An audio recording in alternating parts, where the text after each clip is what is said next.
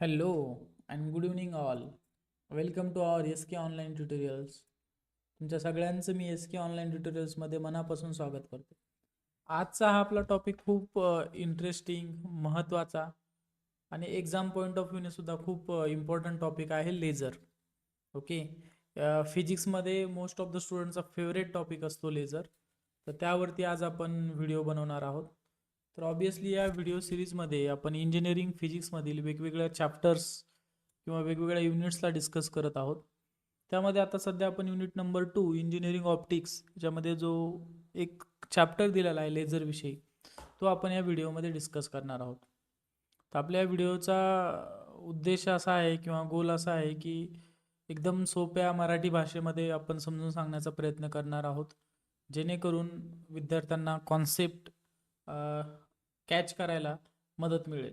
Okay, concept समजून घ्यायला मदत मिळेल. एक्झाममध्ये लेझरवरती जर क्वेश्चन आला तर त्यांना फायदा झाला पाहिजे, त्यांना हा व्हिडिओ बघून ॲटलिस्ट क्वेश्चन अटेंड करता आला पाहिजे. हे आपल्या या व्हिडिओचं एम आहे आणि त्या पद्धतीने आपण याच्यामध्ये लेझर हा टॉपिक डिस्कस करणार आहोत. चला तर मग आपल्या या व्हिडिओला सुरुवात करूया. सो मित्रांनो, सगळ्यात अगोदर लेझर काय आहे याचं सगळं आपण डिटेलमध्ये फ्रॉम बेसिक और फ्रॉम स्क्रॅच आपण सगळ्या गोष्टी डिस्कस करणार आहोत. त्याच्यात महत्त्वाची गोष्ट अशी आहे की लेझरचा फुल फॉर्म आता हल्ली फिजिक्सच्या एक्झाममध्ये MCQs बघायला मिळतात आपल्याला क्वेश्चन नंबर 1मध्ये. त्यामध्ये हा ठरलेला किंवा फिक्स किंवा बऱ्याच वेळा रिपीट झालेला MCQ आहे. What is the full form of laser? लेझरचा फुल फॉर्म काय आहे? So laser is basically light amplification by stimulated emission of radiation. असा हा लेझरचा फुल फॉर्म आहे. तर हा लेझरचा फुल फॉर्म MCQ मध्ये हमखास विचारला जातो. त्यामुळे सगळ्यांनी हा फुल फॉर्म जो आहे तो हवं तर लिहून घ्या. ओके, आणि याला लक्षात ठेवण्याचा प्रयत्न करा. That is full form of laser is light amplification by stimulated emission of radiation. आता एक एक शब्दाचा आपण त्याच्यातला अर्थ समजून घेऊया.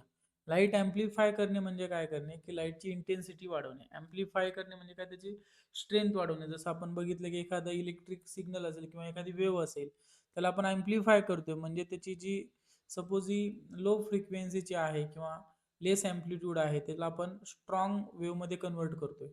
ओके, म्हणजे या वेव्हला आपण ॲम्प्लिफाय केले. वीक सिग्नलला स्ट्रॉंग सिग्नलमध्ये कन्वर्ट करणे म्हणजेच ॲम्प्लिफिकेशन आपण मागच्या व्हिडिओमध्ये बघितलं होतं. त्याला आधारातून लाईटला ॲम्प्लिफाय करणे. ओके, म्हणजे त्याची लाईटची इंटेन्सिटी वाढवणे बाय स्टिम्युलेटेड इमिशन. आता स्टिम्युलेटेड इमिशन काय असतं हे आपल्याला पुढच्या ह्याच्यामध्ये या व्हिडिओजमध्ये आपण नंतर डिस्कस करणारच आहोत. दोन प्रकारचे इमिशन्स असतात. एक असतो स्पॉन्टेनियस इमिशन आणि दुसरा असतो स्टिम्युलेटेड इमिशन. ओके, आणि रेडिएशन तर तुम्हाला माहितीच आहे. ओके, जेव्हा एनर्जी लाईट जेव्हा रेडिएट होते, okay, by using the stimulated emission. So this is the full form of laser, जो तुम्हाला लक्षात ठेवायचा आहे. लेझरचा फुल फॉर्म हमखास MCQ मध्ये विचारला जातो. Light amplification by stimulated emission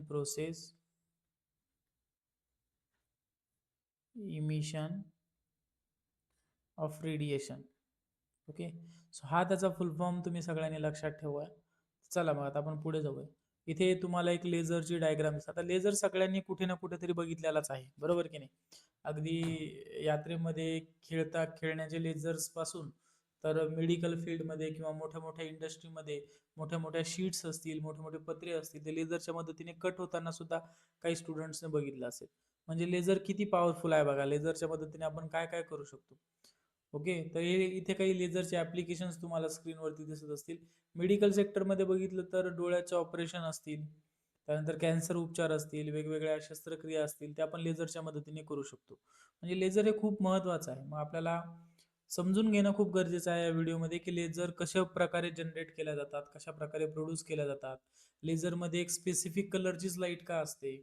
okay, आता लेझर सपोज हे लेझर आहे, लेझरमधनं काहीतरी लाईट बाहेर पडते आणि आपल्या रूममध्ये किंवा घरामध्ये जो बल्ब असेल त्याच्यातूनही सुद्धा काहीतरी लाईट बाहेर पडत असते. बट त्याची इंटेन्सिटी एवढी लेझर एवढी नसते. त्याची इंटेन्सिटी एवढी जास्त का असते? कोहरंट बीम कशी तयार होते, सगळं काही आपल्याला या व्हिडिओमध्ये डिस्कस करायचं. आणखीन इंडस्ट्रीमध्ये बघितलं तर लोखंडाचे जाड पत्रे कापण्यासाठी कटिंग आणि वेल्डिंग वगैरे लेझरच्या मदतीने वेल्डिंग सुद्धा आपण करू शकतो. आणि अगदी तुम्ही डीमार्टमध्ये किंवा मॉलमध्ये बारकोड स्कॅनरवरती तुम्ही बघितलं असेल की लेझरच्या मदतीने काय होते, इन्फॉर्मेशन इंटरचेंज होत असते. ओके, वेगवेगळ्या अशा प्रकारचे बारकोड स्टिकवर तिथे लावलेले असतात, त्या लाईन्स असतात आणि त्याच्यामध्ये इन्फॉर्मेशन दडलेली असते. ते आपण स्कॅनरच्या मदतीने, बारकोड स्कॅनरमध्ये सुद्धा लेझर्सचा यूज होतो. त्यानंतर प्रिंटर्स असतील, तुमची झेरॉक्स मशीन असेल, फायबर ऑप्टिक्स असतील, इंटरनेट ज्याच्यामधून आपण ट्रॅव्हल करतो, बरोबर. त्यानंतर डिफेन्समध्ये सुद्धा याची गरज आहे. जर सपोज जे आपले काही शत्रू असतील त्यांची क्षेपणास्त्र असतील शोधण्यासाठी किंवा नष्ट करण्यासाठी लेझरचा बऱ्याच प्रमाणात यूज होतो. अगदी तुम्ही काही बऱ्याचशा हॉलिवूड मूवीज वगैरे बघितलं, जे काही स्पाय एजंट वगैरे असतात त्यांच्याकडे ज्या गन्स असतात तिथे लेझर लाईटच्या मदतीने ते बरोबर त्याच्यावरती काय टार्गेट हिट करू शकतात. लेझरचा खूप सारा यूज आहे, त्याच्यामुळे हा टॉपिक खूप महत्त्वाचा आहे. नॉलेज ऑफ पॉईंट ऑफ व्ह्यूने सुद्धा आपल्याला डिटेलमध्ये डिस्कस करायचे आणि एक्झामसाठी सुद्धा कोणत्या गोष्टी इम्पॉर्टंट आहे आणि कशा प्रकारे आपण अटेंड केलं पाहिजे हे सुद्धा मी तुम्हाला या व्हिडिओमध्ये सांगणार आहे. आजचा हा व्हिडिओ थोडासा लेंदी होऊ शकतो, तर मित्रांनो थोडेसे पेशन्स ठेवून शेवटपर्यंत व्हिडिओ बघण्याचा प्रयत्न करा, नक्की तुम्हाला याच्यामधून फायदा होणार आहे. सो इंट्रोडक्शन टू लेझर, आता आपण फुल फॉर्म डिस्कस केलेला आहे, light amplification by stimulated emission of radiation. आता डेफिनेशन म्हणजे ऑब्विसली काय असणार आहे लेझरची, a device that produces narrow intense and highly focused beam of coherent light. Coherent light म्हणजे काय, एकसारखी लाईट. ओके, कोहरंट या शब्दाचा काय होतं की एकसारखी लाईट. हे बघा इथे एक लेझर दिलेला आहे, याच्यामधून एक बीम, कोहरंट बीम ऑफ लाईट बाहेर पडते बघा, ग्रीन कलरची. सो लेझर म्हणजे काय, एक असं डिव्हाइस ज्याच्यामध्ये आपल्याला कोहरंट हायली इंटेन्स फोकस्ड बीम मिळत असते. ओके, इथे काही कॅरेक्टरिस्टिक्स दिल्यात, एक्झाम मध्ये विचारतात, write down the characteristics of laser. मग त्यावेळेस आपल्याला काही त्याच्या कॅरेक्टरिस्टिक्स माहिती पाहिजे. So number one first characteristics काय त्याची, त्याचं वैशिष्ट्य की मोनोक्रोमॅटिक लाईट प्रोड्यूस करतो लेझर. आता मोनोक्रोमॅटिक लाईट म्हणजे काय की एकाच वेवलेंथचा सिंगल कलर, सिंगल वेवलेंथ. आता वेवलेंथ माहिती आहे तुम्हाला, जनरली आपण लॅम्बडाने दाखवतो, बरोबर की नाही. आता मित्रांनो कधी विचार केलाय का तुम्ही की जे लाईट असतो, ग्रीन कलरचा लाईट का आला त्याच्यामधनं, काही लेझर्स मधनं रेड कलरचा लाईट बाहेर पडतो. ओके, वेगवेगळ्या कलरची लाईट कशी मिळतात आपल्याला. So colour of light is generally depend on the wavelength, त्या लाईटची वेवलेंथ किती आहे, बरोबर की नाही. आणि मग मोनोक्रोमॅटिक लेझर मधून काय होतं की एकसारखी लाईट बाहेर पडते, एकाच वेवलेंथची लाईट बाहेर पडते, म्हणून आपल्याला एकच कलर मिळतो, सिंगल कलर. ओके, म्हणजे मोनोक्रोमॅटिक लाईट म्हणजे काय, the light who having the same wavelength, अशी लाईट ज्याची वेवलेंथ सारखी असते. ओके, आणि कलर हे वेवलेंथ वरती डिपेंड असतो. वेवलेंथची एक रेंज असते, तुम्हाला तो चार्ट इझिली मिळून जाईल की कोणत्या वेवलेंथला कोणता कलर मिळतो आपल्याला. लेट से 6000च्या वरती आपल्याला रेड कलर मिळतो. ओके, वेवलेंथ आपण एमस्ट्रॉम मध्ये वगैरे मोजतो. या सगळ्या गोष्टी आपण ऑलरेडी डिस्कस केलेल्या आहेत आणि तुम्हालाही माहिती असेल बऱ्यापैकी. Okay, next one is the coherent. मी तुम्हाला सांगितले की all light waves are in same phase, एकाच फेज मध्ये असणाऱ्या लाईटला आपण कोहरंट लाईट म्हणतो. त्यानंतर directional, travel in a straight line without spreading. Okay, converging light त्याच्यामधून बाहेर पडतो. त्यानंतर लेझरची जर बघितलं तुम्ही, इंटेन्सिटी खूप जास्त असते, highly intensity, concentrated power in a small area. Intensity जास्त असल्यामुळे एखाद्या स्मॉल एरियामध्ये आपण काय करू शकतो, त्याची पॉवर कॉन्सन्ट्रेट करू शकतो. आपण स्कूलमध्ये वगैरे केलेलं आहे बघा, रिफ्लेक्टेड लाईट, आपण लाईट काय करतो, कॉन्व्हर्ज करण्याचा प्रयत्न करतो, त्याला एकाच जागेवरती कॉन्सन्ट्रेट करण्याचा प्रयत्न करतो आणि ते मग पेपर वगैरे आपला जळायला वगैरे चालू होतं. हे छोटे छोटे एक्सपेरिमेंट आपण शाळेत असताना ऑब्विसली केलेले आहेत. हे केव्हा होतं, जेव्हा लाईटची इंटेन्सिटी हाय असेल तर. ओके, आणि लेझरची आपल्याला कशी इंटेन्सिटी मिळते, हाय इंटेन्सिटी मिळते लाईटची. सो हे काही बेसिक कॅरेक्टरिस्टिक्स आहेत जे तुम्ही रीड करू शकता, लिहून घेऊ शकता. एक्झाम मध्ये आले तर तुम्ही ऑब्विसली ते एक्सप्लेनही करू शकता. तर नऊ, आता आपला असा प्रश्न आहे की सर, लेझर लाईट सपोज एक यात्रेमधून किंवा कुठूनही आपण एक लेझर आणलं, त्याच्यामधनं पर्टिक्युलर अशीच लाईट का बाहेर पडते, त्याच्या आतमध्ये काय मेकॅनिझम होते ते आपल्याला बघायचं. ओके, अशी ग्रीन लाईट एका रेषेमध्ये किंवा कोहरंट लाईट, एकाच वेवलेंथची लाईट जनरेट कशी करायची, लेझर बनतं कसं ॲक्च्युली, त्याची वर्किंग काय आहे, त्याचं प्रिन्सिपल काय त्याच्या पाठीमागे, ते आपल्याला डिस्कस करायचं आहे. ओके, चला तर मग सुरुवात करूया बेसिक कॉन्सेप्टमध्ये. आता लेझर लाईट कशी प्रोड्यूस करतं हे समजण्याच्या अगोदर काही बेसिक कॉन्सेप्ट तुम्हाला माहित असणं गरजेचं आहे. तर सगळ्यात अगोदर पहिला कॉन्सेप्ट म्हणजे काय की ॲटम तुम्हाला माहित असतो की ॲटम मध्ये काय असतो, सेंटरला एक न्यूक्लियस असतो आणि न्यूक्लियसच्या भोवताली काय असतात रे, ऑर्बिट्स असतात. आणि या ऑर्बिटमध्ये कोण फिरत असतं? ऑब्विसली या ऑर्बिटमध्ये कोण फिरत असतं? इलेक्ट्रॉन्स फिरत असतात. सो सेंटरला त्याचं न्यूक्लियस पकडूया आपण. न्यूक्लियसमध्ये काय असतं? प्रोटॉन आणि न्यूट्रॉन. हे बेसिक गोष्टी जवळपास सगळ्यांना माहीत असतील. आणि त्याच्या आउटरमोस्ट शेलमध्ये काय होत असतं? इलेक्ट्रॉन्स रोटेट होत असतात. इथं आपण काही इलेक्ट्रॉन्स देऊया. तर अशा प्रकारे हा ॲटम आहे. मग आता ॲटमच्या ना दोन स्टेट असतात मित्रांनो. एक असते ग्राउंड स्टेट आणि दुसरी असते एक्साइटेड स्टेट. आता हे समजून घेणं खूप गरजेचं आहे. ग्राउंड स्टेट कशाला म्हणायचं आणि एक्साइटेड स्टेट कशाला म्हणायचं. बघा मी एक इथं स्टेट लिहितोय, ground state. Ground state that is आपण याला E1 ने रिप्रेझेंट करूया. आता ग्राउंड स्टेट म्हणजे काय की नॉर्मल स्टेटमध्ये जो ॲटम आहे, ओके, जे काही नॅचरली जो ॲटम आहे सपोज, हा ग्राउंड स्टेटमध्ये असतो. आता एक्साइटेड स्टेट म्हणजे काय की higher energy level where atom are unstable. आता सध्या ॲटम सपोज हा स्टेबल आहे किंवा नॉर्मल कंडिशनला आहे, ओके, म्हणजे हा ग्राउंड स्टेटला आहे. आता काय होतं मित्रांनो, ह्याच्यावरती जर एखादा फोटॉन, फोटॉन काय असतं रे, बंडल ऑफ लाईट, एखादा फोटॉन जर ह्या ॲटम वरती इन्सिडेंट झाला, आता फोटॉनकडे किती एनर्जी असते? H new. ओके, फोटॉनकडे एनर्जी किती असते? H new. एवढ्या क्वांटिटीचा फोटॉन जरी ह्या ॲटमच्या भोवती जे काही इलेक्ट्रॉन्स रोटेट होत आहेत त्या इलेक्ट्रॉनवरती जर इन्सिडेंट झाला, तर काय होईल की हे जे इलेक्ट्रॉन्स असतील किंवा हे जो आयटम आहे तो या फोटॉनची एनर्जी काय करेल? ॲब्झॉर्ब करेल. आणि ह्याची एनर्जी ऑब्झर्व केल्यामुळे काय होतं की आता आपल्याला माहित आहे असे ऑर्बिट्स असतील, बरोबर. आता ऑब्विसली हा थर्ड ऑर्बिट सुद्धा असतो, ओके. आता हे परफेक्ट सर्कल बनलं नाहीये, पण ठीक आहे, मी परत एकदा बनवण्याचा प्रयत्न करतो. याला थोडंसं सर्क्युलर दिसलं पाहिजे ते.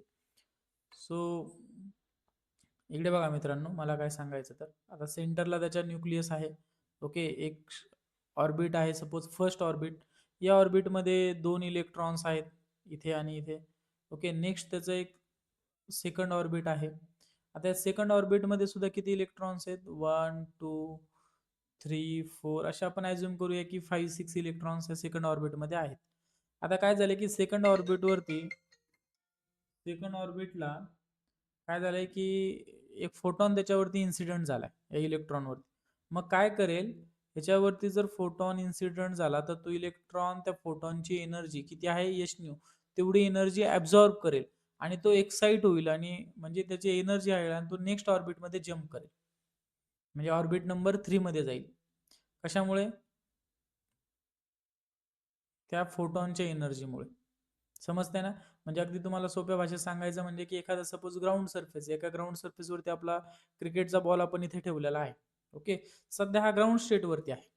पण आता ह्याला जर इथून आपण पायाने किक वगैरे मारली, ओके, पायाने जर ह्याला तुम्ही लात वगैरे मारली, म्हणजे बाहेरून काहीतरी एक्सटर्नल फोर्स त्याच्यावरती लागतोय, तर हा बॉल उचलून काय होईल? एका हायर लेवलवरती जाऊन थांबेल. आणि हायर लेवल म्हणजेच काय झाली तुमची? Excited state. या हायर लेवललाच तुम्ही काय म्हणायचं? Excited state.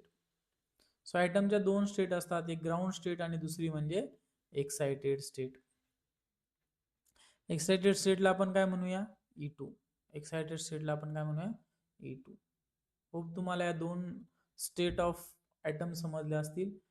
ग्राउंड स्टेटला ॲटम हा नॅचरल कंडिशनमध्ये असतो, स्टेबल कंडिशनमध्ये असतो, जे काही त्याची एनर्जी असेल. जर त्या ॲटमवरती एखादा फोटॉन इन्सिडेंट झाला तर तो फोटॉन ग्राउंड स्टेटवरून कुठे जात असतो? सॉरी, तो ॲटम ग्राउंड स्टेटवरून कुठे जात असतो? एक्साइटेड स्टेटमध्ये. म्हणजे लेट्स आपण इथे ॲझ्युम करूया की इथे एक ॲटम आहे. ॲटमवरती एक फोटॉन ज्याची इंटेन्सिटी आहे एच न्यू, एवढा इन्सिडेंट झाला या फोटॉन. मग हा ॲटम काय करेल? याची एनर्जी ॲब्झॉर्ब करेल आणि तो एक्साइट होईल आणि या स्टेटवरती जाईल. आता अडचण काय मित्रांनो, की जेव्हा ॲटम ग्राउंड स्टेटवरून एक्साइट होऊन एक्साइटेड स्टेटला जातो, तर तो वरती थोडा वेळच थांबू शकतो. जसं आपण इथं एक बॉलचं उदाहरण दिलं होतं. बॉलला जर तुम्ही किक केलं एखादा फुटबॉल वगैरे, तर तो काही उंचीवरती जाईल, हायर लेवलला जाईल तो. बट तो थोड्या वेळच तिथे थांबेल आणि नंतर परत तो काय करेल? ग्राउंडवरती कमबॅक करेल जेव्हा त्याची एनर्जी संपेल. तशाच प्रकारे काय होत असतं की ॲटम सध्या ग्राउंड स्टेटला आहे, त्याच्यावरती एक फोटॉन आपण फोटॉनचा मारा त्याच्यावरती करतोय, फोटॉन त्याच्यावरती जाऊन आदळतोय. मग तो ॲटम त्या फोटॉनची एनर्जी ॲब्झॉर्ब करतोय आणि तो एक्साइटेड स्टेटला जातोय. पण एक्साइटेड स्टेटला तो फक्त किती काळ थांबू शकतो? 10⁻⁸ सेकंद. बघा म्हणजे किती कमी काळ तो एक्साइटेड स्टेटला थांबू शकतो आणि परत तो वापस मग काय करेल, त्याची एनर्जी संपल्यानंतर एका लाईफ टाईम नंतर तो परत काय करतो की ग्राउंड स्टेटवरती येत असतो. मग आता ग्राउंड स्टेटवरती येताना तो काय करतो की एक फोटॉन इमिट करतो. ओके, म्हणजे त्याच्या आतमध्ये जो फोटॉन होता तो काय करतो, येताना लूज करतो तो आणि ग्राउंड स्टेटला वापस येतो. म्हणजे हा झाला परत ओरिजिनल केसमध्ये. ओके, म्हणजे फॉर एक्झाम्पल काय की लेट्स से तुमच्याकडे सध्या काहीच पैसे नाही आहेत फॉर एक्झाम्पल. ओके, आपण या अशा एका उदाहरणावरून समजून घे की इथे तुम्ही आहात ग्राउंड स्टेटला, तुमच्याकडे आता झिरो मनी आहे किंवा तुमच्याकडे काहीतरी समजा बेसिक मनी आहे, सपोज ₹100 ₹200 एवढेच पैसे तुमच्याकडे आहेत. आता काय झालं की कुणीतरी एक्सटर्नल मेंबर आला आणि त्याने तुम्हाला ₹1 करोड दिलेत. ओके, आता ₹1 करोड दिल्यावर ऑब्व्हियसली तुम्ही ग्राउंडवरून काय जाताल, हायर कॅटेगरीमध्ये जाताल, हायर लेवलमध्ये. ओके, म्हणजे या लेवलला तुम्ही येऊन थांबले तिथे. आता कंडिशन काय आहे की जास्त पैसे आले तुमच्याकडे, सपोज तुमच्याकडे जास्त एनर्जी आली, पण इथं वरती हायर लेवलवरती तुम्हाला टाइम स्पॅन म्हणजे तुमचं जीवन देवाने कमी दिलं होतं, सपोज 10⁻⁸ एवढा सेकंद, किंवा आपल्या एक्झाम्पलमध्ये जर सांगायचं म्हणजे तर फॉर एक्झाम्पल एखादा दिवसच तुम्ही तिथे राहू शकता. त्यानंतर परत तुम्हाला ओरिजिनल स्टेटला यावं लागेल. मग काय होईल, हायर वरून ग्राउंडला जाताना परत काय होईल, तुमची एनर्जी कमी कमी होत जाईल, तुमचे पैसे कमी कमी होत जातात. आणि जेव्हा तुम्ही ग्राउंडला येताल तेव्हा तुम्ही काय करताल, ₹1 करोड बाहेर खर्चून टाकताल कुठेतरी. आणि 1 CR हे खर्च केले की तुमच्याकडे आता काहीच पैसे उरणार नाही, म्हणजे परत तुम्ही ग्राउंड स्टेटला येताल. अशाच प्रकारे ॲटमची प्रोसेस होत असते. आणि हे जेव्हा नॅचरली होत असतं, म्हणजे ॲटम एनर्जी ॲब्झॉर्ब करतो, एक्साइटेड स्टेटला जातो, परत एक्साइटेड स्टेटमधून ग्राउंड स्टेटला येताना त्याची एनर्जी तो लूज करतो. हे जेव्हा होत असेल याला आपण म्हणतो स्पॉन्टॅनियस इमिशन. त्याला कोणतं इमिशन म्हणतो मित्रांनो आपण? Spontaneous emission. बघा इथे तुम्हाला दिसत असेल. Atom drop to a lower state naturally. Light is emitted in a random direction. Example LED bulb वगैरे, त्याच्यामधून जो काही लाईट येत असतो तो कोणत्या टाईपचा आहे? Spontaneous emission. पण आपलं जे लेझर आहे, लेझरचा फुल फॉर्म बघताना बघितलं होतं आपण, light amplified by stimulated emission. Okay, म्हणजे स्टिम्युलेटेड हे सेकंड वालं. मग आता आपण स्पॉन्टेनियस इमिशन काय असतं समजून घेतलं की नॅचरली ही प्रोसेस घडते. स्टिम्युलेटेड म्हणजे काय की बाय पंपिंग सोर्स. ओके, म्हणजे बाय एक्सटर्नल पंपिंग म्हणजे काय ते आधी समजून घेऊया आपण. पंपिंग म्हणजे काय? The process of exciting atom from ground state to excited state using an external energy source. मग आपण काय करतो जेव्हा स्पॉन्टेनियस इमिशन तर नॅचरली घडतं, मग आपण काय करत असतो की आणखीन काही एक्सटर्नल पंपिंग सोर्स वापरत असतो, ज्याने काय होतं की जास्त ॲटम्स ग्राउंड स्टेटवरून एक्साइटेड स्टेटमध्ये जातात, म्हणजे त्याची डेन्सिटी आपण वाढवतो. आणि इथे एक्साइटेड स्टेटमध्ये जे असतात ते, आता नॅचरल कंडिशनमध्ये काय असतं मित्रांनो, की ग्राउंड स्टेटमध्ये जास्त लोक असतात, जास्त ॲटम्स असतात. ओके, आणि एक्साइटेड स्टेटमध्ये कमी ॲटम्स असतात. ओके, तर आपण काय करतो की एक्सटर्नल पंपिंग करतो, आणि या पंपिंगमुळे काय, पंपिंग म्हणजे काय? The process of exciting atom from ground state to excited state. म्हणजे आपण एक्सटर्नल फोर्स लावतो आणि हे आयटम वरती एक्साइटेड स्टेटमध्ये याचं पॉप्युलेशन जास्त करतो. सध्या पॉप्युलेशन कुठे असतं? ग्राउंड स्टेटला जास्त असतं. पण आपण एक्सटर्नल पंपिंग करून एक्साइटेड स्टेटमध्ये जास्त इलेक्ट्रॉन्स किंवा जास्त आयटम्स घेऊन जातो कम्पेअर टू ग्राउंड स्टेट. म्हणजे E2 ला आता नंबर ऑफ इलेक्ट्रॉन जास्त असतील. आता काय होतं की इथला टाइम किती आहे? 10⁻⁸ एवढाच आहे सेकंड. आता जर आपण इथे टाइम पिरियड वाढवला, ओके, 10⁻⁸ सेकंद राहताना आपण आणखीन थोडा वेळ जर त्याला थांबवलं, तर काय होईल? आता जर टाइम पिरियड कमी असेल, 10⁻⁸ सेकंद असेल, तर तो आयटम काय होईल की ग्राउंड स्टेटहून, इथे डायग्राम सांगतो, ग्राउंड स्टेट म्हणजे E1 आणि एक्साइटेड स्टेट म्हणजे E2. आता जर त्याचा टाइम जो आहे तो जर कमी असेल, 10⁻⁸ सेकंद असेल, तर तो आयटम एक्साइट होईल, एक्साइटेड स्टेटमध्ये जाईल, आणि इथे 10⁻⁸ सेकंदच त्याला थांबता येईल, मर्यादा तेवढीच आहे. मग तो काय करेल की लगेच परत ग्राउंड स्टेटला येईल. म्हणजे स्पॉन्टेनियस ही प्रोसेस घडत असते. मग आईन्स्टाईनने असा विचार केला, त्याच्या थिअरीमध्ये असं त्याने मांडलं की या स्टेटला जर आपण ह्याचा टाइम वाढवला, तर म्हणजे 10⁻⁸ सेकंद थांबतो ना, थोडा आणखीन जर जास्त वेळ त्याला आपल्याला थांबवता आलं या स्टेटला, एक्साइटेड स्टेटला, तर काय होईल? त्याने तो ते विचार केला. मग आता ह्या स्टेटला जर आपल्याला आयटमला आणखीन थोडा वेळ थांबून ठेवायचं असेल तर काय करावं लागेल? आणखीन त्याच्यामध्ये एनर्जी भरावी लागेल. म्हणजे आणखीन एखादा फोटॉन त्याच्यावरती काय करावं लागेल? इन्सिडेंट करावं लागेल. आणि मग एक्स्ट्राचे फोटॉन कुठून असतात? ते एक्सटर्नल पंपिंग, त्याच्यामध्ये आपण एखादा लाईट सोर्स वगैरे बाहेरून लावलेला असतो, त्याच्यामधून फोटॉन इमिट होतात आणि एक्साइटेड स्टेटलाच हे फोटॉन काय करतात? या एक्साइटेड स्टेटच्या आयटमला इन्सिडेंट होतात, त्याच्यावरती आढळतात. याच्याकडे ऑलरेडी एक एच न्यू असतो आणि वरतून एक एच न्यू आढळला, तर मग याच्याकडे किती फोटॉन झाले? 2. याच्यामुळे काय होतं की तो आणखीन थोडा वेळ एक्साइटेड स्टेटमध्ये थांबतो. खूप तुम्हाला समजत असेल. म्हणजे एखादा बलून वगैरे असेल बघा तुमच्याकडे, तर बलून आपण सपोज काय केला, बलूनला थोडासा हाताने प्रेशर काय म्हणतात त्याला, बलूनला जर आपण थोडंसं फोर्स लावला तर बलून काय होईल, थोडासा हवेमध्ये उडेल, बरोबर, आणि लगेच तो खाली येईल ग्राउंड स्टेटला. पण त्याला आणखीन जर वरतीच आपल्याला ठेवायचं असेल तर आपण काय करतो, आणखीन त्याला दुसऱ्या साईडने कुठेतरी फोर्स लावत असतो. मग त्याच्यामुळे काय होतं की एक्साइटेड स्टेटचा टाइम लिमिट वाढतो. सध्या एक्साइटेड स्टेटमध्ये आयटम किती काळ राहू शकतात? फक्त 10⁻⁻8. पण एक्सटर्नल पंपिंगमुळे काय होतं की एक्साइटेड स्टेटमध्ये ॲटम राहण्याचा कालावधी वाढतो. म्हणजे तो किती होतो? 10⁻³ सेकंद. आता 10⁻⁻8 मोठं का 10⁻³ मोठं? ऑब्विसली 10⁻³ मोठं.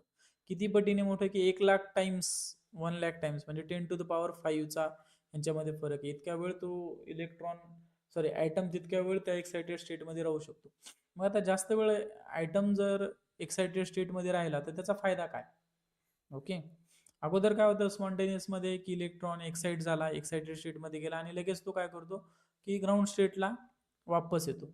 बट आपण काय करतो की जर त्याला एक्सटर्नल पंपिंग करतो, त्याच्यामुळे किंवा पॉप्युलेशन इन्व्हर्जन आपण घडून आणतो. पॉप्युलेशन इन्व्हर्जन म्हणजे काय, की एक्साइटेड स्टेटमध्ये जास्त atom compare to ground state. आता इथं जर जास्त आयटम्स असतील सपोज, आणि इथं आता ग्राउंड स्टेटला कमी असतील, अशा कंडिशनला आपण पॉप्युलेशन इन्व्हर्जन म्हणतो. म्हणजे इथे आयटमची पॉप्युलेशन जास्त असते. ओके. तर टाइम वाढल्यामुळे काय फरक होतो बघा. आता अगोदर काय व्हायचं की आयटम वरती एक्साइटेड स्टेटला यायचा आणि तो लगेच खाली ग्राउंड स्टेटला कमबॅक करायचा. बट आता याचा इथं वेटिंग टाइम वाढला आहे आयटमचा. त्याच्यामुळे काय करतो की बाकीचे आयटम वर येईपर्यंत तो वाट बघतो. सगळे आयटम्स वरती येतात. ओके. अगोदर काय व्हायचं, एक वरती आला की दुसरा खाली जायचा, कारण त्यांचा टाइम कमी होता. आता याच्याकडे टाइम जास्त असल्यामुळे बाकी सुद्धा आयटम्स वरती येतात. इथं पॉप्युलेशन इन्व्हर्जन घडून येतं आणि मग एखाद्या फोटॉनच्या इन्सिडेंटमुळे सगळे फोटॉन खाली ड्रॉप होतात आणि हे रिलीज करताना किती 2 फोटॉन त्यांच्यामधून रिलीज करतात. म्हणजे बंडल ऑफ फोटॉन, जेवढे जास्त आयटम असतील तेवढे जास्त फोटॉन्स त्याच्यामधून रिलीज होतील. आणि खूप सारे फोटॉन्स एकाच वेळी रिलीज झाल्यामुळे एकाच डायरेक्शन मध्ये एक स्पेसिफिक वेव्हलेंथची कोहरंट मोनोक्रोमॅटिक लाईट आपल्याला मिळते. अशा प्रकारे याचं वर्किंग आहे. अशा प्रकारे स्टिम्युलेटेड, आणि हे जे इमिशन घडून येते याला आपण स्टिम्युलेटेड इमिशन म्हणतो. Stimulated emission. स्टिम्युलेटेड इमिशन आपोआप घडतं का, किंवा नॅचरली घडतं का? नाही. नॅचरली आपोआप घडणारी इमिशन कोणतं? स्पॉन्टेनियस. स्टिम्युलेटेड आपण एक्सटर्नल एजन्सी लावून त्याला घडून आणतो. म्हणजे external agency in the sense पंपिंगच्या मेथडनं. ओके. आय होप तुम्हाला थोडी बहुत त्याची रफ आयडिया आली असेल की कशा प्रकारे लेझर वर्क होतो. तर आणखीन त्याच्यामध्ये बघूया मेटास्टेबल स्टेट कशाला म्हणायचं. हा एक पॉईंट खूप महत्वाचा. And intermediate energy level where atom stay for longer duration. Okay. Metastable तुम्हाला सांगितलं ना की एक्साइटेड स्टेटमध्ये किती वेळ थांबू शकतो आयटम? 10⁻⁻8 सेकंद एवढा थांबू शकतो. मेटास्टेबल स्टेट म्हणजे अशी स्टेट, ग्राउंड स्टेट आणि एक्साइटेड स्टेटच्या मध्ये, ज्याच्यामध्ये आयटम जो येतो किती 10⁻³ सेकंद एवढ्या काळापर्यंत थांबू शकतात. बऱ्याचशा वेळा एमसीक्यू मध्ये आपल्याला हे सुद्धा बघायला मिळतं, the time of item in metastable state. Metastable स्टेटमध्ये आयटम किती वेळ राहू शकतो, तर तेव्हा ऑप्शन असतं तुमचं 10⁻³ सेकंद. बऱ्याच वेळा एमसीक्यू विचारलेला आहे मित्रांनो, त्याच्यामुळे याला लक्ष द्या. Okay. So metastable state approximately 10⁻³ second एवढा वेळ तिथे आयटम थांबू शकतो. याचा रोल काय? It act as a waiting room for item, making population inversion possible. आता लेझर घडून आणण्यासाठी ना आपल्याला पॉप्युलेशन इन्व्हर्जन खूप गरजेचं आहे, इसेन्शियल आहे. त्याच्याशिवाय लेझर जनरेटच, मोनोक्रोमॅटिक लाईट जनरेटच करू शकत नाही. आणि पॉप्युलेशन इन्व्हर्जन म्हणजे मी काय तुम्हाला ऑलरेडी सांगितले, पण परत एकदा रिपीट करतो की ग्राउंड स्टेटला सपोज ऑब्विसली नॅचरली काय असतील, ग्राउंड स्टेटला आयटम जास्त असतील स्टेबल कंडिशनमध्ये. आणि एक्साइटेड स्टेटमध्ये आयटम्स कमी असतील. बट आपण काय करतो की एक्सटर्नल पंपिंग करून ह्याचं इन्व्हर्जन करतो, म्हणजे एक्साइटेड स्टेटमध्ये जास्त आयटम आणि ग्राउंड स्टेटमध्ये आपण कमी आयटम्स ठेवतो. आता पॉप्युलेशन उलटं झालं म्हणून याला आपण पॉप्युलेशन इन्व्हर्जन म्हणतो. आणि पॉप्युलेशन इन्व्हर्जन मदतीनेच काय होत असतं, बंडल ऑफ फोटॉन्स जनरेट होत असतात आणि याच्यामधून आपल्याला लेझर मिळतो, लेझर लाईट मिळतो आपल्याला. ओके, खूप तुम्हाला मेटास्टेबल स्टेप काय असते समजले असेल. आणि या दोघांमधला डिफरन्सही कळाला असेल, स्पॉन्टेनियस इमिशन आणि स्टिम्युलेटेड इमिशन. आता जो लेझर आहे त्याच्यामधला हा जो ॲम्प्लिफिकेशन काय मी तुम्हाला सांगितलं, स्टिम्युलेटेड इमिशन काय असतं ते सुद्धा मी तुम्हाला सांगितले. आता याचा फुल फॉर्म तुम्हाला चांगल्या प्रकारे कळाला असेल. आता कंपोनंट ऑफ लेझर आपण बघूया की लेझरच्या आतमध्ये अशा प्रकारचा पिक्चर असतो आतमध्ये. लेझरच्या आतमध्ये एखादं लेझर तुम्ही ओपन केलं त्याच्यामध्ये काय काय कंपोनंट्स असतात. एक असतं active medium, the material solid liquid or gas where the laser takes place. इथे तुम्हाला दिसत असेल बघा, हे ऍक्टिव्ह मीडियम ज्याच्यामध्ये लेझर ऍक्शन होणार आहे. त्याच्यामध्ये सॉलिड लिक्विड किंवा गॅसचे आयटम्स असतील. ओके, त्याला ऍक्टिव्ह मीडियम म्हणतो. आणि जे आयटम्स त्याच्यामध्ये पार्टिसिपेट करतात त्यांना ऍक्टिव्ह सेंटर सुद्धा म्हणतात. त्यानंतर एनर्जी सोर्स पंप. ऑब्विसली इथं पंप सोर्स तुम्हाला दिसत असेल बघा. एक्सटर्नल काय करत असतो आपण, एक पंप सोर्स लावत असतो. का बरं, स्टिम्युलेटेड इमिशन घडून यावं म्हणून किंवा पॉप्युलेशन इन्व्हर्जन घडून यावं म्हणून. त्यानंतर काय असतं रे, ऑप्टिकल रिझोनंट. तिसरा कंपोनंट काय आहे लेझरचा. लेझरचे 3 खूप महत्वाचे कंपोनंट आहेत. एक मीडियम, दुसरं एनर्जी सोर्स आणि तिसरं रिझोनंट कॅव्हिटी, रेझोनेटर कॅव्हिटी. ओके, किंवा ऑप्टिकल रेझोनेटर तुम्ही त्याला म्हणू शकता. याच्यामध्ये काय असतं मित्रांनो, 2 मिरर असतात दोन साईडला.